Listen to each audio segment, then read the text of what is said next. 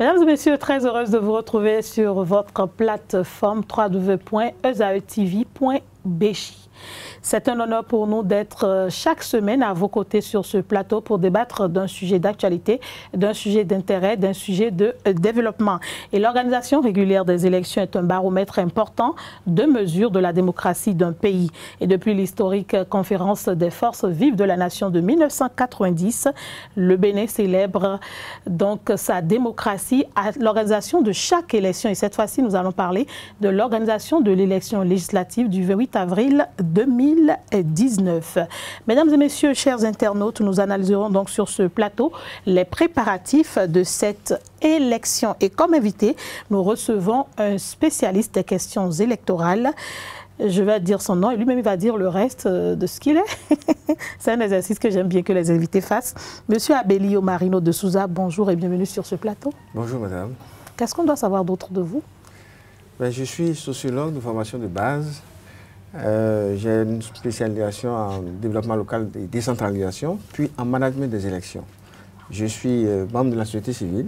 Je suis membre de Africa Élections, qui est une association des professionnels du management des élections, des professionnels formés à la chaire UNESCO des droits de la personne et de la démocratie de l'université d'Abomey-Calavi. Je suis le secrétaire général adjoint de cette association-là. D'accord. Donc, vous êtes un manager des élections, c'est ça? On peut le dire, administrateur électoral. Administrateur électoral. Ouais. Vous êtes formé en développement local. Vous êtes le secrétaire général de Africa Élections. Secrétaire général adjoint, d'accord. Je précise adjoint, pour que le secrétaire général ne soit pas frustré.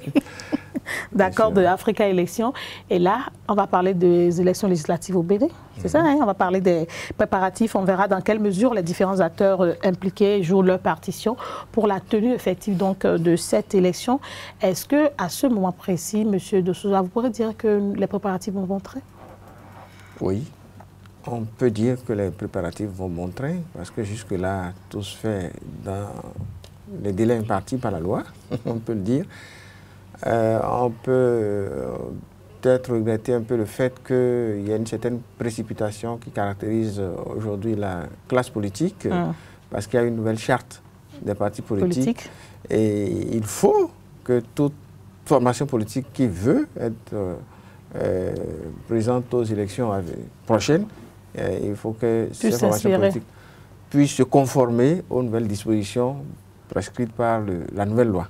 Et donc, et puis le délai, vous voyez, c'est à 6 mois des élections pratiquement que la charte a été rendue disponible. Et donc, ça laisse un délai plus ou moins court. Et ce qui fait qu'on note le branle-bas qu'on observe en ce moment-là. Bon, sinon, il y a cette fièvre qui caractérise et qui témoigne de la vivacité de notre démocratie. Et donc, ce n'est pas à plaindre, en fait. C'est pas à plaindre. Et puisque vous parlez des dispositions qui vont régir ces élections-là, on va d'abord démarrer par le code électoral. Quelles sont les dispositions essentielles que le citoyen doit connaître, que les acteurs politiques également doivent connaître? Là, on parle d'abord du code électoral et après, on va à la charte des partis politiques. Les dispositions essentielles sont les mêmes pratiquement que les dispositions du code révisé. Les citoyens doivent savoir que d'abord qu'ils doivent tout faire pour être à même de participer au vote. Bon, ce qui est déjà le cas pour certains avec la remise de la liste électorale. Oui, donc ils doivent, les citoyens, puisqu'on parle des citoyens, s'assurer qu'ils ont leur carte d'électeur. D'aller rechercher, mettre ça quelque part. D'aller rechercher, et s'il y en a qui ne sont pas allés, comment dire, parce qu'il y a des réclamations qu'il faut faire entre-temps. Si ce n'est pas fait, le délai est bien passé, mais ceux qui ne vont pas retrouver leur carte sont encore dans le délai pour aller demander, comme vous venez de le dire, un duplicata. Et les citoyens doivent savoir, pour résister à être entraînés dans certains travers que des politiques, il y a des choses qui ne sont pas autorisées. Par exemple? Par exemple, aller faire une campagne ouvertement, alors que la Sénat, qui revient désormais la prérogative d'ouvrir officiellement la campagne, ne l'a pas encore fait. On doit savoir que les tests ont interdit que dans un délai de 12 mois avant le scrutin, on ne doit pas distribuer des gadgets, des choses dans les fichiers des candidats et autres. Et pour l'essentiel, pour les citoyens, savoir qu'on doit tout faire, même lorsqu'on soutient une formation politique ou un candidat, que ça doit se faire dans le respect de l'autre. Dans la courtoisie. La courtoisie, le respect et autres. Donc, c'est une chose essentielle que les citoyens, de façon générale, doivent savoir et se conformer aux dispositions pour ne pas se mettre en travers des règles. Et quand vous insistez sur ce rôle des citoyens-là, c'est-à-dire qu'ils peuvent être punis par la loi? Bien sûr, les citoyens peuvent être punis par la loi. Le citoyen qui viole les tests, les règles prescrites qui orientent la manière dont les élections doivent se dérouler à tout point de vue. Et pour les citoyens, en dehors de ce que j'ai dit tout à l'heure, je parlais de travers. Et parce qu'il y en a qui pensent que, parce qu'ils sont pour X ou Y, qu'ils doivent tout faire pour montrer qu'ils ont été utiles et autres, et qui malheureusement rentrent dans adoptent des positions qui ne sont pas recommandées. Pas recommandées. Il y a la fraude électorale. Et quand on parle de fraude électorale, il y a un certain nombre de comportements dont les citoyens peuvent se rendre coupables ou responsables et qui peut qui peut amener les autorités à leur taper sur le doigt. Encore. Monsieur Abelio Marino de Souza, nous parlons donc des préparatifs des élections législatives qui se pointent à l'horizon. Là, on a parlé de quelques dispositions du Code électoral concernant les citoyens. Rappelez-nous un peu quelques dispositions concernant les acteurs politiques. Qu'est-ce qu'ils doivent savoir d'essentiel? Les acteurs politiques doivent savoir que la loi a organisé autrement, leur participation aux élections, dans le cas d'Express, les élections législatives. Et ils doivent savoir que c'est valable pour les acteurs politiques aussi, que la loi a disposé que pour aller faire de la réclame pour sa liste, pour ses candidats, qu'il y a une période, une durée qui est impartie, une période qui court à partir d'une date précise. La Sénat a déjà révélé le calendrier, une date précise et qui finit à une date précise. Et qu'en dehors de cette période, tout ce qui va être fait et qui pourra être perçu comme de la réclame, comme campagne électorale précoce, ça va être qualifié de précoce et par conséquent est passible de sanctions. Bon, on parle du code électoral, mais il y a cette disposition vous pouvez faire le glissement vers la charte des partis politiques. C'est une formation politique, un parti politique, au sens de la nouvelle loi, au sens de la loi 2018-23 du 17 septembre 2018, portant charte des partis politiques. Les partis politiques doivent tout faire pour répondre aux exigences de cette loi et aller aux élections seuls. Je le dis parce que l'actualité électorale, l'actualité du moment nous donne de voir qu'il y a quelques regroupements qui donnent... on a l'impression que c'est un peu ce qu'ils s'apprêtent à faire, mais je crois qu'ils savent qu'ils ne peuvent pas. Les acteurs politiques doivent savoir, doivent tout faire pour s'approprier le code électoral et en expliquer le contenu à leurs militants. Mais s'il y a du ressort, ben attends, en fait, comme on dit en fond, c'est comme ça, non? Donc ils doivent avoir le temps. Ils doivent se donner le temps de faire en sorte que les citoyens, pour qu'on n'observe pas certaines situations, on ne déplore pas certaines situations au lendemain des élections, les citoyens doivent être informés. Les militants, je veux dire, cette fois-ci, doivent être informés par le parti politique du contenu en certains aspects essentiels des règles édictées. Vous avez appris que les acteurs de l'opposition sont allés rencontrer la Cour constitutionnelle, sont allés voir la Cour constitutionnelle hier, parce qu'il y a une disposition du Code électoral qui n'est pas tout à fait claire. Et donc, il faudrait qu'ils sachent, il faut qu'eux-mêmes se convainquent d'abord de ce que ça veut dire et qu'il l'explique. Sinon, c'est des choses qui peuvent donner lieu à quelques confusions.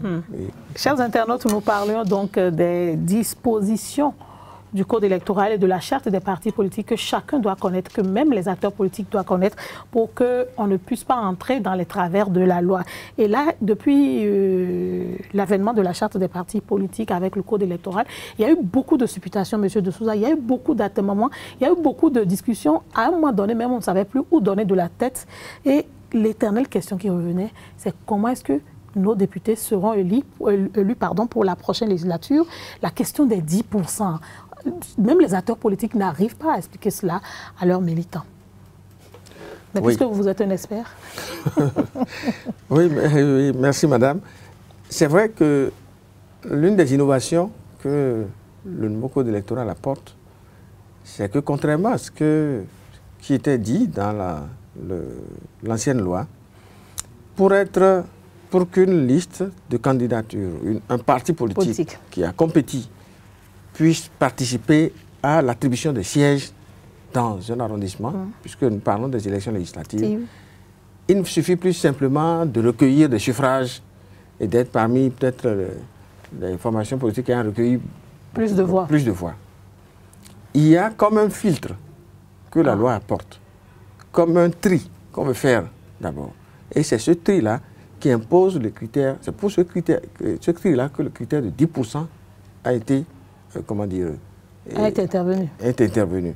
Et ça veut dire qu'il faut avoir recueilli au moins 10% du suffrage exprimé au plan national. En fait, il m'arrive des moments où je ne comprends pas très bien. Donnez un exemple et expliquez-moi. Je suis candidate sur une liste. On prend 5 listes. D'accord. 5 listes de candidats aux élections législatives.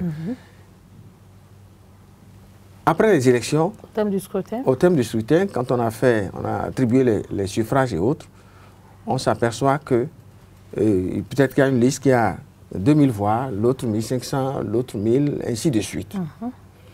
Avant de savoir quelles sont les listes qui vont être prises en compte dans l'attribution des sièges, on prend chaque liste pour voir quel est le suffrage, si le suffrage recueilli dans les 24 circonscriptions électorales, si on fait la somme, est-ce que ça fait au moins 10%? Est-ce que le suffrage recueilli par la liste, chacune des listes fait au moins 10%?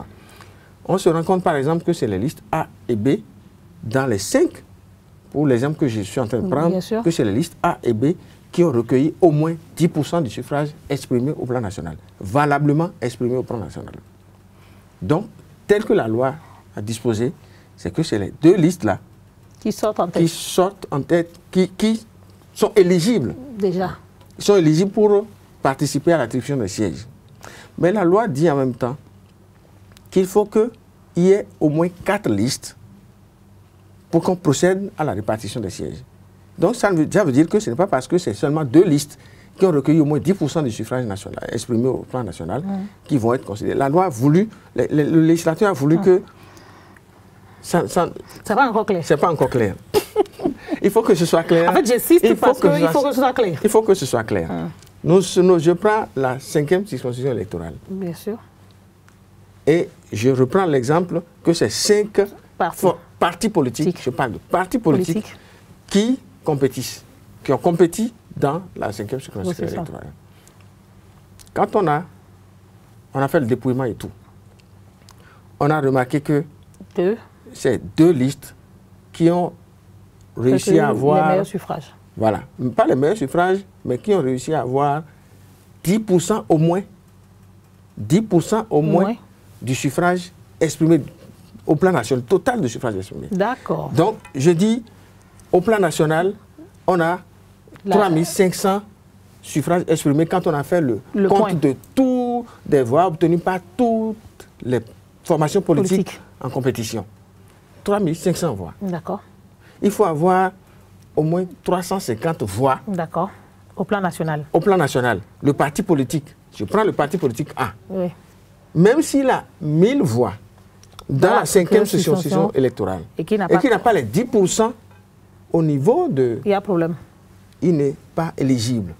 Ah, effectivement. C'est la première compréhension qu'il faut avoir. En fait quoi? Non. C'est la première Quand on dit qu'il n'est pas éligible, ça veut dire que ce n'est pas représentatif à l'Assemblée. Non, on ne va pas interpréter ça comme ça. Je vous laisse finir alors. On va pas, quand bien même c'est vers là que les législateurs, quelque part, veulent... En fait, ce qui justifie cette disposition, c'est qu'il faut qu'on ait des partis véritablement nationaux. Il ne faut plus qu'on ait des partis qui sont seulement influents dans une région et autres là. Entre autres, c'est l'interprétation qu'on fait. Après ce constat? Oui. Il faut que la liste, comme je le disais, elle peut avoir, le parti politique peut avoir 1000 voix au niveau de la 5e circonscription électorale. Et au plan national? Mais au plan national, si le total de voix obtenu dans toutes les 24 circonscriptions électorales ne le fait pas 10% au moins, on ne va pas le considérer ce parti politique-là dans l'attribution des sièges. Donc, il n'est pas éligible. Il est de côté quoi? Donc, le premier tri là, c'est d'abord ça. Quand on a fait ce tri-là, la loi a voulu qu'on fasse la répartition des sièges entre au moins 4 partis politiques, quand il y en a au moins 4 ou plus. Qui ont les 10%? Non. Ah, d'accord. C'est-à-dire que lorsque, dans ces conditions, il n'y a que 2 partis politiques qui ont obtenu les 10% au plan national et qui sont éligibles, on doit aller voir parmi ceux qui ne sont pas éligibles. Parmi ceux qui ne sont pas éligibles, pour procéder à un repêchage. On doit voir qui sont ceux qui sont plus proches. On les repêche sur quels critères? Non, on regarde simplement parmi les 3 autres qui restent, pour revenir à l'exemple de 5, parmi les 3 autres qui restent, quels sont les 2 qui ont plus de voix? D'accord. Simplement, qui ont plus de voix. Et donc, on les repêche, on les ajoute aux 2 autres. Au A et B, et ça fait 4 parties. Et ça fait 4. S'il n'y en a pas au moins 4, je dis dans l'exemple, on n'a que 3 formations politiques en présence. Oui. Là, d'office, les 3, d'office... Sont éligibles. Oui, même si aucun des 3 n'a recueilli 10%, enfin, n'a rempli ce critère-là. Il fallait expliquer, hein, parce que là, il y avait des inquiétudes. Oui, c'est ça. Et ça, je crois qu'ils ont compris. Je crois que la plupart des gens ont compris ça. Qu'est-ce qu'ils n'ont pas compris encore? Alors, ce qui peut poser problème... Je viens de comprendre. Ce qui peut poser problème, parce que... L'attribution des sièges. L'attribution des sièges. Pour attribuer les sièges, dans ces conditions-là, il faut calculer le quotient électoral. Et le quotient électoral, c'est la même chose. On prend l'ensemble des suffrages valablement exprimés dans la circonscription électorale concernée, qu'on divise par le nombre de voix, le nombre de sièges à pourvoir. On a un quotient, et c'est avec ce quotient-là qu'on calcule pour voir combien de sièges revient à chaque parti politique. Et s'il y a un reste, c'est là qu'intervient le principe de la plus forte moyenne. D'accord. C'est resté la même chose comme auparavant. C'est resté la même chose comme auparavant. Maintenant, il y a que, pour calculer le quotient électoral, il y a une interprétation. Pourquoi vous souriez? Oui, il y a une interprétation que n'importe qui peut faire. Et c'est à partir de là que les soucis peuvent commencer. Pour calculer le quotient électoral, on prend l'ensemble des suffrages exprimés valablement dans la circonscription électorale, on divise par le nombre de sièges à pouvoir. C'est ce que j'ai dit tout à l'heure. C'est ce qu'on a toujours fait.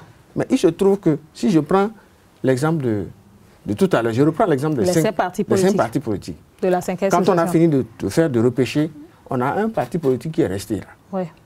Si ce parti politique a obtenu 600 voix, par exemple, est-ce que pour calculer le quotient électoral, on calcule avec ou sans ses voix, étant donné que lui n'est plus... Il n'a pas rempli le premier critère. Il ne participe plus à rien.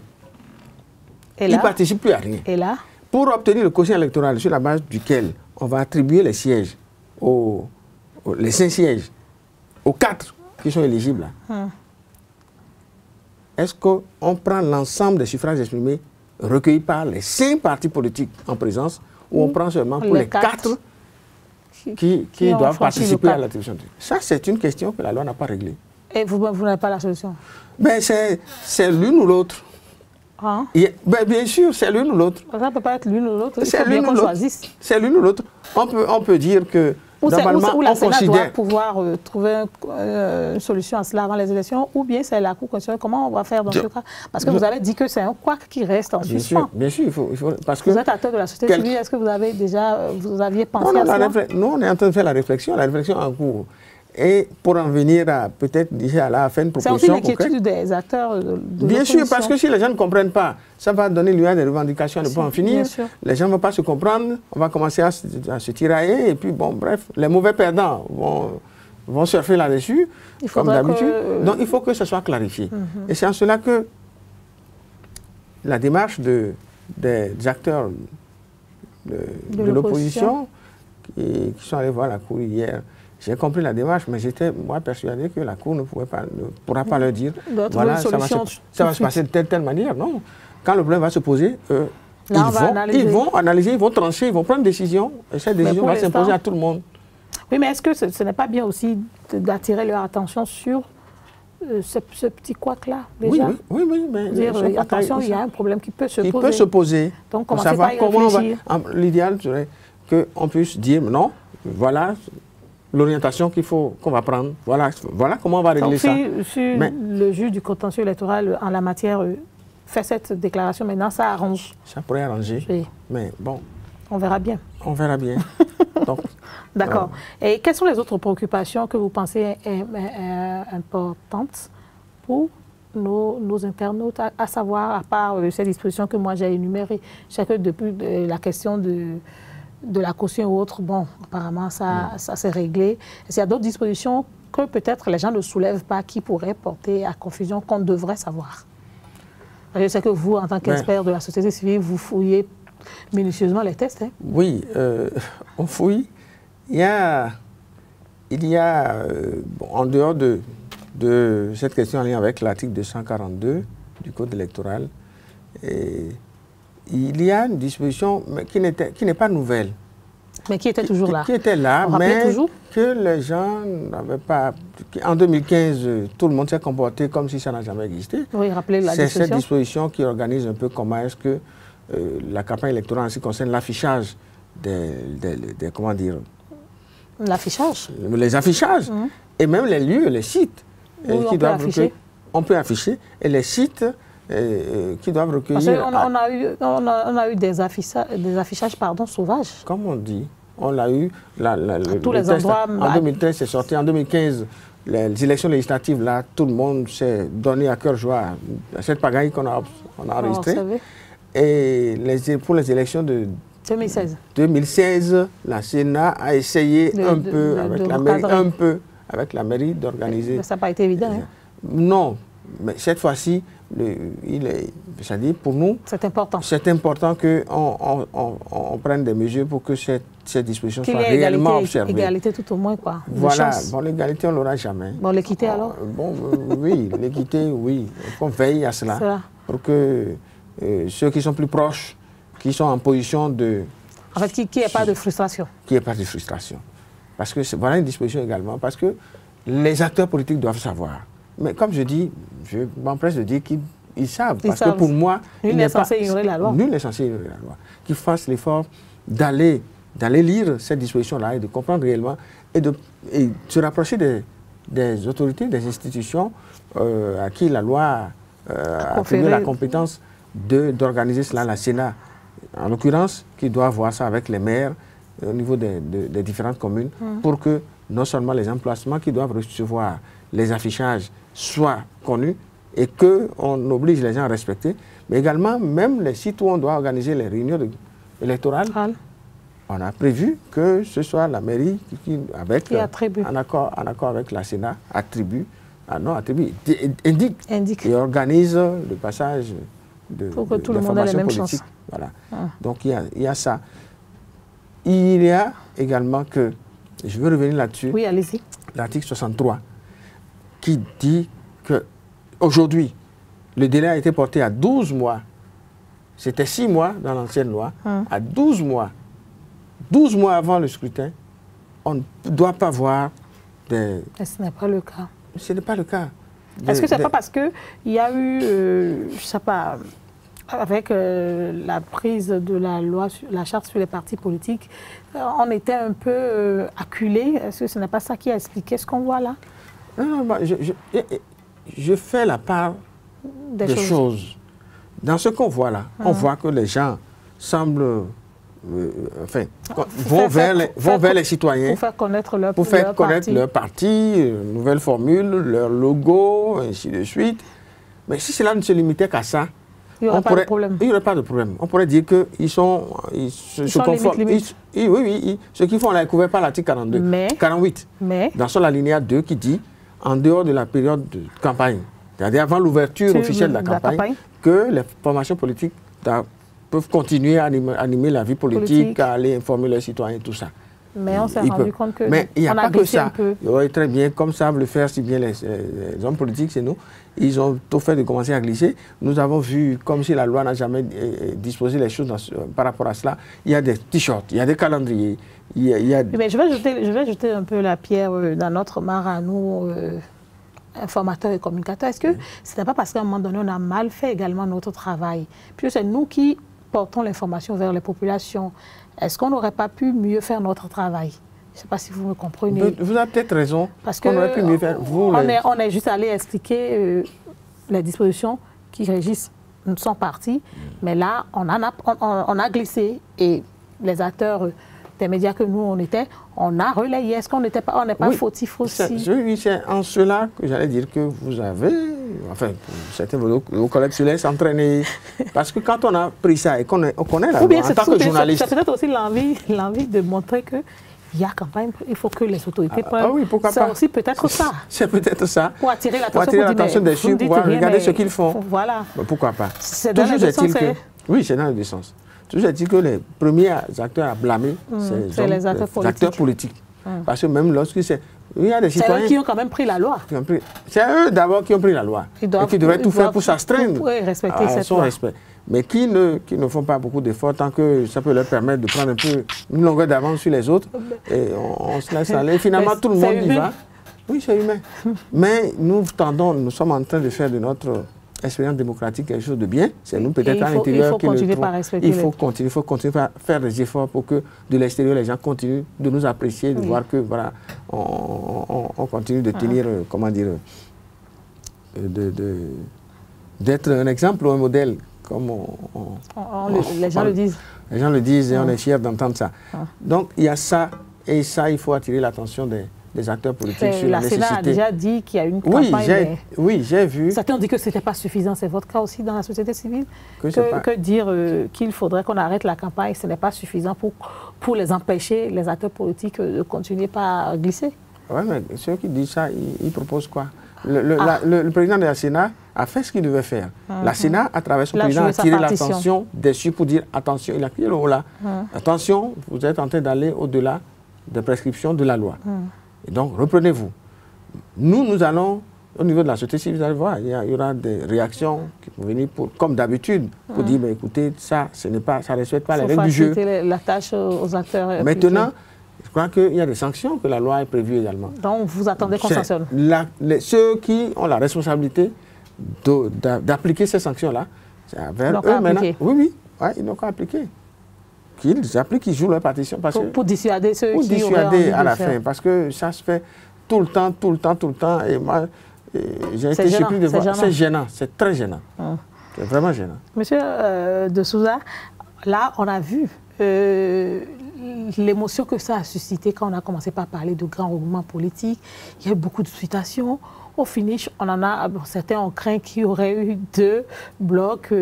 Et aujourd'hui, on en a dépassé largement le nombre de 2, aussi bien dans la mouvance que dans l'opposition. Des gens qu'on pensait pouvoir se rallier à des blocs de partis ne l'ont pas fait, sont devenus ou disent vouloir être des blocs de partis. Est-ce que ce n'est pas une bonne chose pour notre démocratie?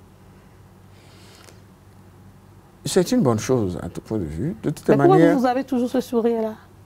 Oui, non, excusez-moi. Non, c'est peut-être que ça vous fait penser à quelque chose. Oui, bien sûr. Bien sûr, au départ, on a eu... Quand la charte est sortie, qu'on a lue, on a compris tout de suite l'objectif poursuivi par le législateur. C'était d'assainir un peu. Il fallait assainir. Nous n'avions pas de parti politique. Ah oui? Non, nous n'avions pas de parti politique. Parce qu'un parti politique, si je suis membre d'un parti politique, je dois me sentir concerné par... l'animation de la vie de ce parti politique. Et quand on voudra prendre des décisions à un certain niveau, je ne dois pas découvrir brutalement qu'on a pris une décision que le parti a pris telle décision. Je ne dois pas découvrir ça. Je devrais être là au moment où ça a été pris. On n'implique pas suffisamment. Le parti est l'apanage ou la propriété, j'exagère à peine, de quelques... Bon, on en a vu, hein, voilà. de quelques personnes. De quelques personnes. Qui financièrement injectaient de l'argent. Et qui prennent toutes les décisions qui s'imposent aux militants et tout. Et donc, voilà. Il y en avait 230 et quelques, si j'ai bonne mémoire. Pour le nombre qui était connu. Qui était connu. 230 et quelques. Mais je dis, à chaque fois que j'évoque cela, que c'est aussi parce que le ministère de l'Intérieur n'a pas fait son job. Parce que la loi a prévu que le ministère, de façon périodique, fasse le point. Et au vu de certains critères, il y a des partis qui ont continué d'exister jusqu'à l'avènement de la charte qui n'auraient pas dû continuer d'exister. Et donc, c'est parce que le travail de toilettage, de nettoyage que la loi confie à la Cour constitutionnelle, pardon, au ministère de l'Intérieur, le ministère n'a pas fait ce travail, envoyé la balle parfois à la Sénat, et ainsi de suite. Bref, aujourd'hui, les nouvelles dispositions imposent une nouvelle, de nouveaux critères pour être considéré comme parti politique. Et c'est pour se conformer à ces nouvelles dispositions que nous avons eu ce que nous avons eu. Oui, ça continue, ça n'est pas fini. Mais il y a cette question du quitus fiscal qui a fait aussi couler beaucoup d'encre et de salive, et ça continue. Oui, normalement, parce que c'est humain.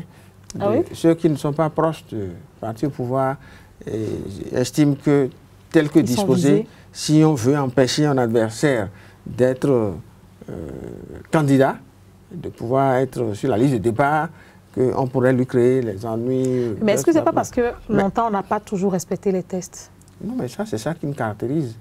Non, oui, nous sommes un peuple têtu, nous sommes un peuple de gens qui aiment resquiller, contourner. Affronter la loi. Contourner, beaucoup plus contourner. Parce que quand on commence à mettre de la rigueur, vous allez voir. On n'aime pas trop. Quand on a parlé des casques, il y a eu de la résistance. Aujourd'hui, ça commence à rentrer dans les habitudes. Bientôt, j'ai vu avec satisfaction que la police républicaine a commencé à dire aux soldats à l'extrême droite. Vous allez voir, bientôt ça va rentrer dans les habitudes aussi.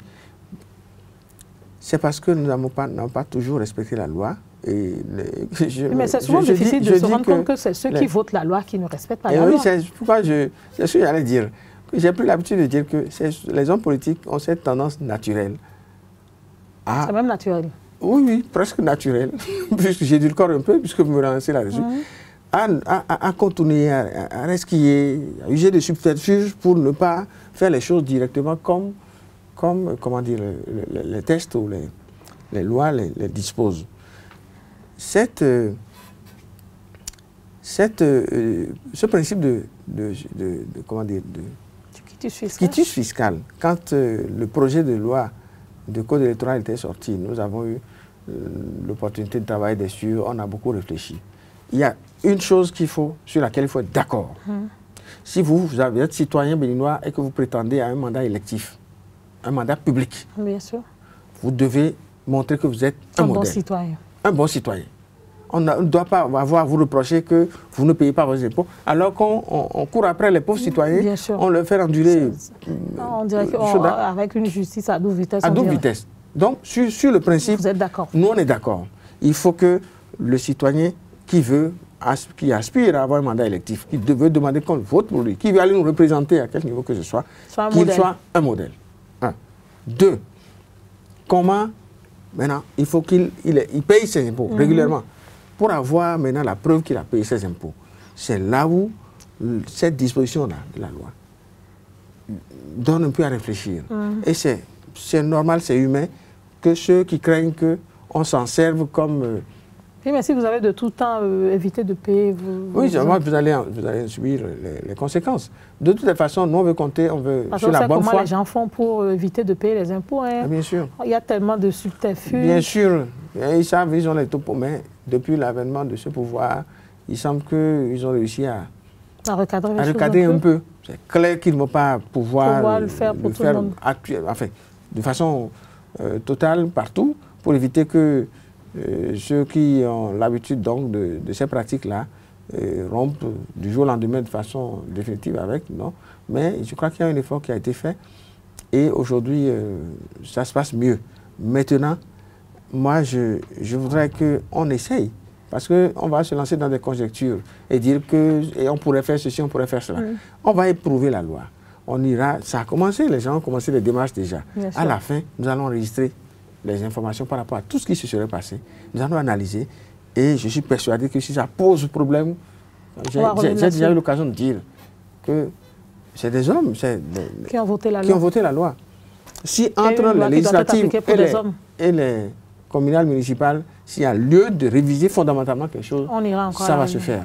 Et c'est progressivement et comme ça que nous allons parvenir à nous doter d'un code électoral qu'on n'aura pas besoin d'aller retoucher aux humeurs, selon les humeurs des députés ou de la classe politique dominante du moment. Oui, mais on peut se réjouir au moins de savoir que le gouvernement et la Sénat et les autres acteurs sont véritablement impliqués, même si vous avez déploré, je sais pas, la petitesse ou je ne sais pas quoi du budget alloué, mais quand même un effort est fait. Est-ce qu'on ne peut pas se réjouir tout au moins de cela?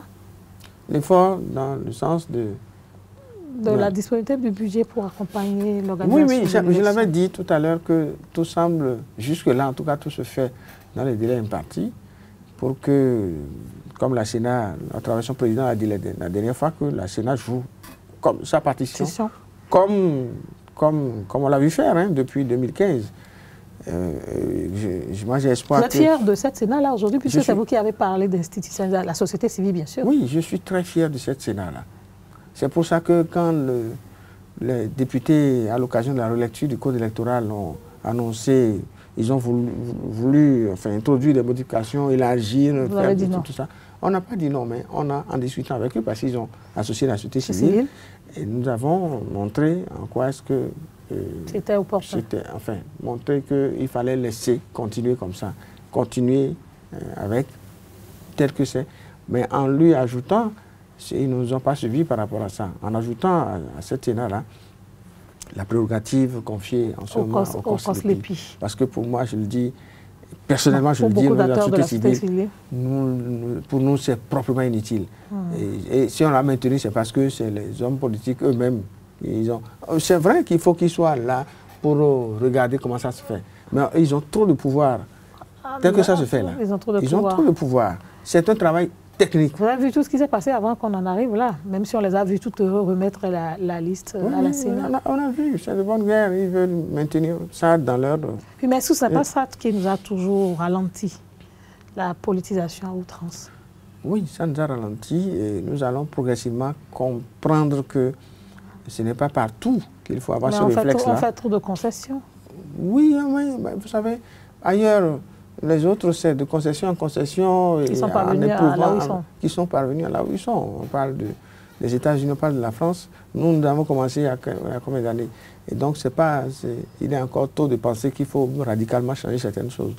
Mais nous avons déjà trouvé, pour les misères que le COSLEPI, il y a quelques années, nous a fait aux Béninois, là, aux citoyens que nous sommes, nous n'avons pas hésité à demander qu'on enlève. Et partout où on est allé, on a demandé que... Et vous ne comptez pas lâcher? Non, mais on finira par aller là. On va trouver une formule qui va leur permettre d'être là, mais de ne plus pouvoir... Tout bloquer. Quand ils avaient bloqué, les techniciens, quand vous les approchez, ils disaient, mais nous, on n'a aucun problème. Mais c'est les politiciens qui bloquaient. La société civile, on les a rencontrés plusieurs fois. Quand vous les écoutez, vous vous rendez compte que c'est exprès. Ils font ça pour se donner des coups. Ils se donnaient des coups. Et c'est nous, citoyens et le peuple, qui en pâtissons. Voilà. Et donc, progressivement, on va y arriver. Et le quitus fiscal, ça ne doit pas... Vous voyez, ça, tout le monde s'est tu. Bien sûr. Bon, maintenant, on est dans l'attente. Non, pas encore. Mais on attend de voir ce que ça va donner. Comment ça va se passer. Et c'est sûr qu'après les élections, quand on aura... Même pas après, dès que les gens vont commencer par déposer les listes, que des situations vont prévaloir par rapport à... Vous avez des inquiétudes? Moi, je n'ai pas d'inquiétude. Je vais compter sur la bonne foi des uns des autres. Parce que j'imagine que le directeur des impôts ou son adjoint n'ont aucun intérêt à faire en sorte qu'on coule leur nom partout. Ils ont mis un peu de transparence, ils ont fait afficher sur leur site le processus pour l'avoir et tout. Voilà, c'est déjà ça. Et je crois que ça a commencé à rassurer les gens. Maintenant, on va y aller et on va évaluer à la fin pour voir. Et voilà. Le calendrier électoral, M. de Souza, est désormais disponible. Vous avez vu le président décliner ce calendrier-là. C'est bon pour vous? Il y a des analyses à faire. C'est vrai que ça ne va rien changer, hein, mais bon. Est-ce que la société civile s'est mise à analyser ce calendrier pour voir si c'est vraiment conforme? Si c'est conforme, dites-nous. Conforme. Au regard du délai que nous avons, du temps que nous avons encore devant nous. Ben oui, la Sénat, par rapport aux défis qu'il attend, par rapport aux contraintes qui sont les siennes, a réfléchi à quelle durée impartir à chaque étape du processus et a sorti un calendrier. C'est en toute connaissance de cause qu'ils l'ont fait. Nous, quand on a regardé, on a jeté un premier regard sur le calendrier, ça n'a pas suscité comment dire, une crainte ou une préoccupation particulière. Nous sommes dans la position de voir, de suivre la Sénat à travers la mise en œuvre de ce calendrier. Et il n'y a qu'à souhaiter que les acteurs fassent tout pour tenir dedans, pour tenir dans ce calendrier-là. Il n'y a pas de... Ce qu'on attendait de voir, c'est comment dire, la campagne électorale. La campagne électorale. C'est ça vous attendez. Entre autres, la campagne électorale qui a été bien située dans le temps désormais, parce que cette date-là, la date du début de la campagne, importe pour que nous, nous insistions un peu sur... Voilà, parce qu'on veut observer comment les choses vont se passer, parce que ça nous permet également de nous planifier.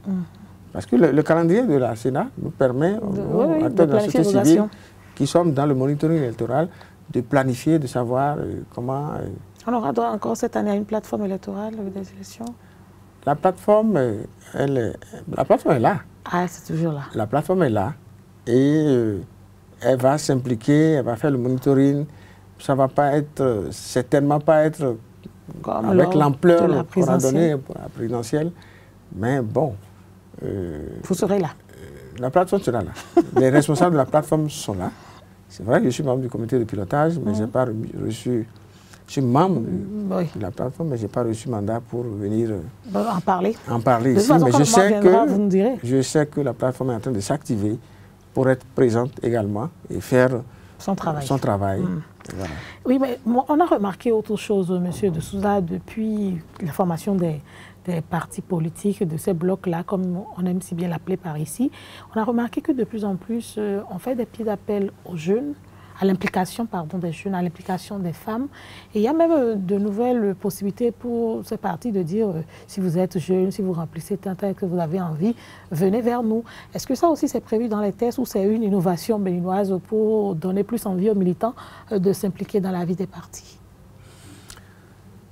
Les tests n'ont rien prévu par rapport à ça, par rapport aux jeunes, encore moins par rapport aux femmes, malheureusement. Pourquoi? Malheureusement parce que nous faisons partie de ceux qui ont milité, fait des plaidoyers, faire des pieds et des mains pour que le législateur comprenne qu'il y a nécessité pour promouvoir la représentativité des femmes dans les instances de décision en général, dans les instances politiques de décision, que l'on appuie le travail de la société civile à travers une disposition légale. Malheureusement, on n'a pas été suivi. Du moins, nous ont miroité à un moment donné qu'il y aura quelque chose et puis à la fin, on n'a rien eu. Mais c'est pas grave. Les femmes militaient. Les femmes militaient. Les femmes ont toujours milité. Oui. Mais on les a toujours confinées dans des rôles de second plan. Et les quelques rares qui se battent arrivent à forcer les portes et à sortir un peu la tête là. C'est, allez-y voir à quel prix elles réussissent à se positionner, à se retrouver. Prenez les conseils communaux sur l'ensemble du territoire national. Vous allez voir. Donc, bref, ce n'est pas, pour revenir à votre question, c'est les acteurs politiques qui ont Moi, je vois ça comme une stratégie. Ah oui? Oui. Parce que vous voyez, quand vous prenez la tranche des citoyens électeurs, les plus nombreux, c'est les jeunes. Bien sûr. Et les femmes. Déjà, les femmes sont les plus nombreuses. Bien sûr.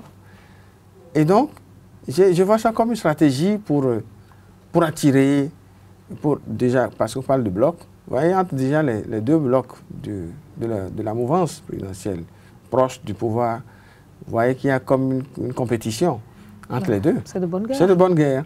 Donc, j'ai perçu ça comme une stratégie pour allier à chaque camp, pour que chacun se rallie, les jeunes, beaucoup de femmes et tout. Et donc, mais qui le veuille ou non, l'environnement politique tel qu'il est organisé désormais, avec la nouvelle charte des partis politiques, est tel que les jeunes, puis les jeunes ont toujours voulu, mais c'est le découragement du fait que il n'y a pas de règles claires qui organisent le fonctionnement, l'animation de la vie des partis politiques. Et comme on l'a dit tout à l'heure, ce qui fait que vous battez, mais les décisions se prennent au dernier moment. Si on demande, et si on va en venir là, on ne finira pas en venir là, qu'il y ait des sortes de primaires qui s'organisent au sein des partis politiques, à la base, on verra clair. Pour désigner, pour dire, voilà, tel que nous voulons, nous, qui va être candidat. Ça ne sera plus du saupoudrage. Ça va plus, on ne va plus parachuter des gens. Parfois, les gens sont là, militent, mais on va chercher quelqu'un parce qu'il a beaucoup d'argent. On le positionne sur la liste parce qu'il veut mettre de l'argent. Vous avez espoir que ça ne sera pas le cas cette fois-ci? Ils peuvent réussir encore à tricher un peu avec. Mais avec le temps, on en viendra à une situation où les jeunes, tant qu'ils vont militer, vont réellement avoir un pouvoir au sein des formations politiques, pour peu qu'ils s'organisent et qui veuillent faire changer les choses. Avant de poser d'autres questions, Monsieur de Souza, est-ce que vous pensez également que nous allons vers une Assemblée nationale beaucoup plus jeune, je vais le dire ainsi, dépourvue des anciens qui ont fait déjà plusieurs mandatures, une Assemblée nationale plus représentative des différentes couches de notre société? Parce que de plus en plus, les gens mettent l'accent sur les artisans, les têtes couronnées. Est-ce que vous y rêvez aussi, ou vous pensez, avec les analyses que nous en viendrons là, à la prochaine législature? Ça va, comment dire, le visage actuel de l'Assemblée nationale, de toute façon, va être modifié. Et je veux dire, la transformation qu'on va avoir, on ne l'a jamais eue. Ce soit radical? Radical, c'est à croire que, bon, aucun de ceux qui sont là, ou juste quelques-uns, non. Mais je ne veux pas prendre... Mais c'est le choix de beaucoup, de Béninois. C'est le choix, mais il faut souhaiter ça. Honnêtement, il y en a qui sont là et vous vous demandez à quoi ils servent. J'exagère à peine. Il y en a qui sont là, vous demandez à quoi ils servent. Il y en a qui sont à l'Assemblée nationale. Quand vous voyez ceux qui votent, quand on vote des lois et tout, quand vous regardez, il y en a que vous ne voyez presque jamais. Vous en venez à vous demander, mais et s'ils continuent de siéger. Donc, on a l'impression, non, il faut qu'à l'Assemblée nationale, on ait des gens qui, vraiment, sont prêts à se battre pour contribuer, pour changer quelque chose. En bien entendu, à contribuer avec le pouvoir à améliorer les conditions de vie des populations et autres. Nous ne voulons plus avoir à l'Assemblée nationale des gens qui marchandent leur vote. Vous ne voulez plus avoir une assemblée où il y a des gens qui vivent pour se cacher, comme le disent certains? Non, non. Quand vous décidez d'être député, vous savez... Vous assumez. Vous assumez. Vous soyez femme ou homme, vous assumez. Il y en a même qui sont là, mais qui ne parlent jamais à l'Assemblée. Mais bien sûr, c'est pourquoi j'ai dit... J'ai déjà eu l'occasion de dire que... Parce que c'est ce qu'ils disent, les femmes ne parlent jamais. Parce que... J'ai dit, mais quelle femme on a envoyée là-bas qui n'a pas parlé. Qui n'a pas parlé. C'est vrai qu'il y en a quelques-unes qu'on n'entend pas. Mais il paraît que dans les commissions, elles font connaître leur position et autres. Mais quand ils viennent, en plénière, ce n'est plus nécessaire. Mais non, c'est une erreur. Mais quand vous venez et qu'il y a des choses, il faut montrer que... Parce que quand nous qui faisons le plaidoyer et qui nous battons pour que les femmes soient plus nombreuses, on nous objecte, mais vous dites les femmes, celles qui sont là-bas, elles servent à quoi? À part notre grand-mère, chérie, voilà, et qui se bat comme elle peut, comme elle le voit, que les autres... se battent. Que les autres aussi se battent. Aussi se battent, et qu'on les voit se battre. C'est vrai que ce n'est pas les mêmes tempéraments. C'est vrai que certains se disent, bon, si j'ai déjà participé à l'élaboration, pourquoi revenir encore sur ce que j'avais déjà dit? Il y en a qui n'aiment pas beaucoup parler aussi. Oui, mais c'est une erreur. Des places comme... Il faut parler. Il faut parler. Il ne faut pas parler pour parler. Il faut parler pour dire quelque chose de bon. Pour dire quelque chose de bon. Et j'imagine elles ont eu toujours, enfin bien souvent l'occasion, enfin des choses de bien à dire, mais les contingences et les réalités qui caractérisent ce milieu-là font que, bon, ben, si je dis ceci, on va me taxer de... Donc pour vous, l'incidence aussi, on va vers un rajeunissement, si je peux me permettre, de notre Assemblée nationale, c'est qu'on aura plus de préoccupations de développement qui seront abordées. Enfin, c'est le souhait, c'est ça? C'est le souhait. C'est le souhait, parce qu'on dit jeune, jeune, jeune, mais je crois que... Il y a jeune dans jeune, quoi. Il y a jeune dans jeune. En tout cas, le souhait, c'est qu'il y ait plus de jeunes à l'Assemblée nationale pour la législature qui vient. Et que ce soit des jeunes vraiment... actifs, mais sensibles aux préoccupations des populations et qui vont pour vraiment changer les choses, pour nous donner de voir qu'il est possible de faire autrement les choses. Mais il y a une situation qui m'a choqué et qui continue de me choquer. Laquelle? C'est d'avoir appris, sous le régime passé, que pour voter les lois parfois, quand on envoie les tests de loi, il y en a qui marchandent le vote. Avant de voter, il paraît que les valises circulaient. Ce n'est pas normal. Et bon, ça ne finit pas être révélé. On a eu tout un débat autour. Oui, autour de ça. Mais ce n'est pas normal. Pas du tout. C'est bizarre, ce n'est pas normal. Et ça, les populations ne comprennent pas. Parce que c'est avec ça qu'on va les corrompre. On va les corrompre après. Et donc, quand vous leur expliquez que ça ne devrait pas se passer comme ça, parce qu'on peut bloquer l'avènement d'une loi qui va permettre de régler tel ou tel problème. Mais est-ce que vous pensez que ces populations dont vous parlez sont prêtes à changer aussi radicalement? Parce qu'il y en a qui vous disent, nous on n'a rien pris, on ne votera que pour celui qu'on a pris. Est-ce que des fois aussi, ce n'est pas que les acteurs politiques sont contraints par les populations? Oui, il y a une situation... Il y a des localités où vous allez, on dit non, nous on ne va pas manger le bavardage. Hein? Malheureusement, et c'est les acteurs politiques qui ont créé cette situation-là aussi. Oui, mais comment on fait pour régler? C'est eux qui ont créé cette situation aussi. Nous, à la société civile, pendant longtemps, j'ai vu des organisations de la société civile qui se sont,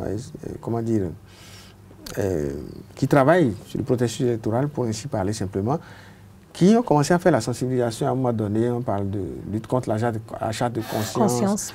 Et il y a certains partis, des acteurs politiques qui relaient le même message aujourd'hui. Au départ, c'était parti pour aller dire aux gens, écoutez, ne prenez pas. Si vous amènez de l'argent, ne prenez pas.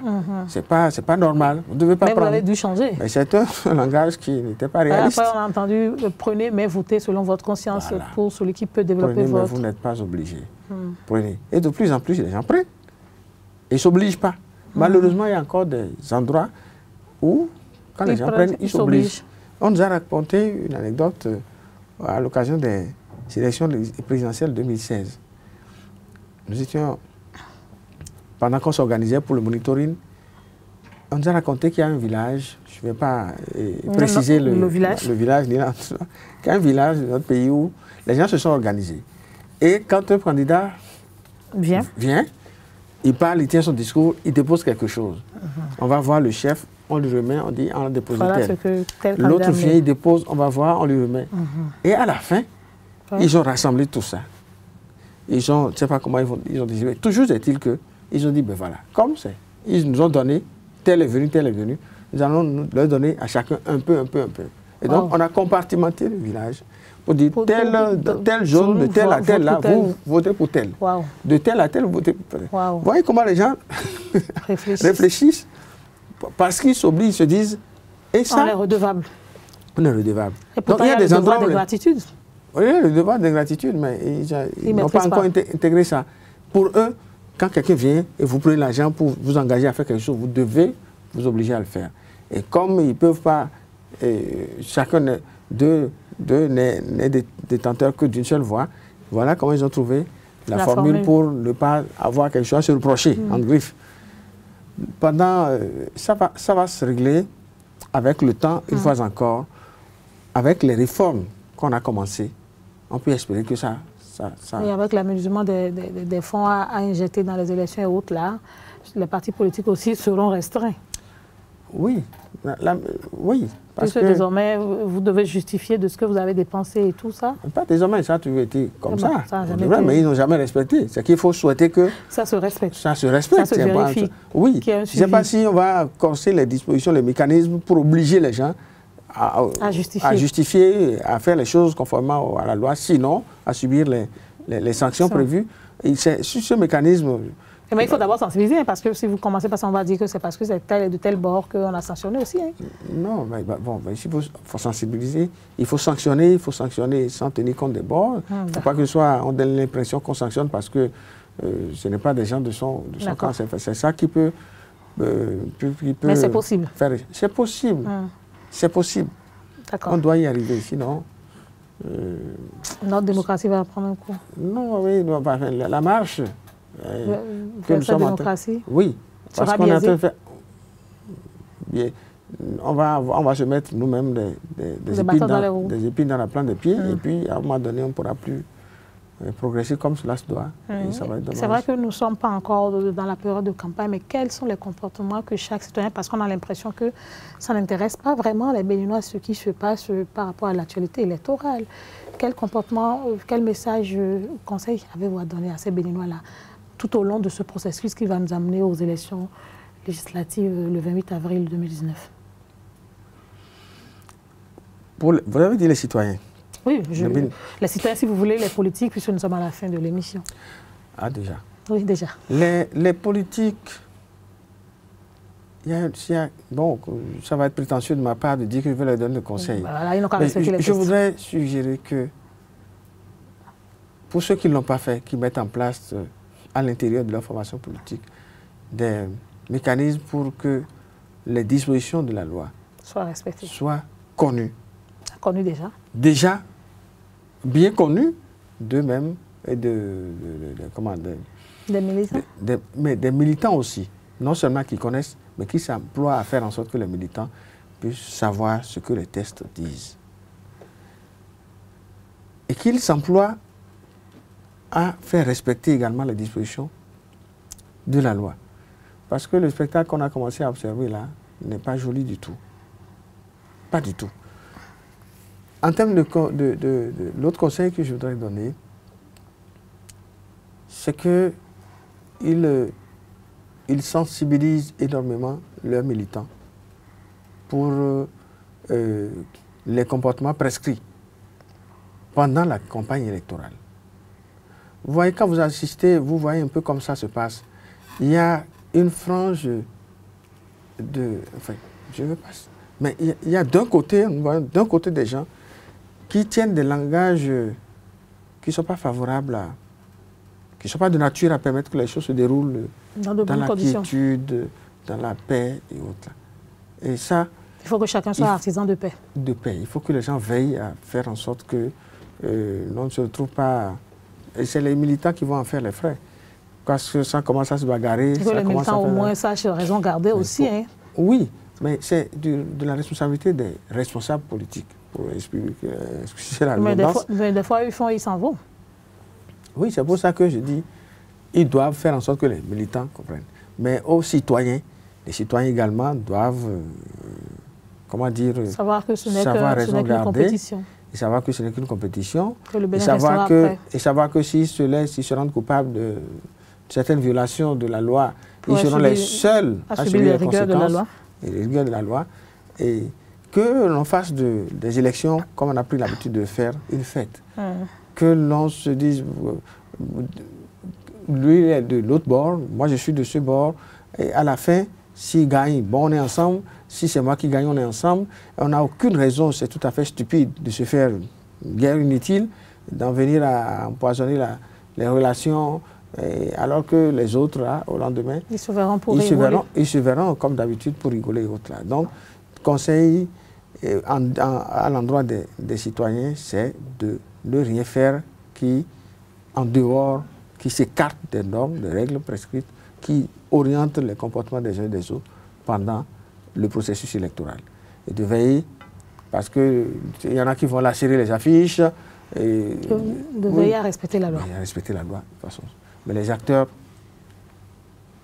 c'est le respect des tests. Le respect des tests. Mais par rapport à l'article 242, comme il s'en préoccupe déjà, de faire ce qui est de leur ressort pour qu'on aille vers une clarification si c'est possible. Sinon, tout le monde devra se plier à l'interprétation que la Cour constitutionnelle fera en son temps. Merci à vous, M. Abelio Marino de Souza. Vous êtes spécialiste des questions électorales, vous êtes expert en développement local, vous êtes secrétaire général adjoint de Africa Élections, vous êtes un acteur de la société civile béninoise. Merci pour ces éclairages. C'est moi. De toute façon, la période électorale sera une période de fête pour tout un chacun de nous, puisque l'élection va se tenir un mois après la célébration des 29 ans de notre conférence nationale qui nous a amenés vers ce chemin de démocratie. Et donc, cette fête perdue dans nos cœurs, ce n'est qu'une compétition, ce n'est qu'un moment passager de notre vie et qu'une fois après les élections, que chacun puisse se remettre au travail parce que le plus important, oui, c'est les élections, mais après, c'est le développement de notre pays et le développement du Bénin concerne tout un chacun d'entre nous, quel que soit le secteur d'activité où nous travaillons. Merci de nous avoir reçus sur ce plateau de votre émission Le Débat. Merci de toujours rester fidèle à la plateforme www.esaetv.bj. Merci à toute l'équipe technique. D'ici là, prenez soin de vous. À la semaine prochaine pour un autre débat, une autre question de développement.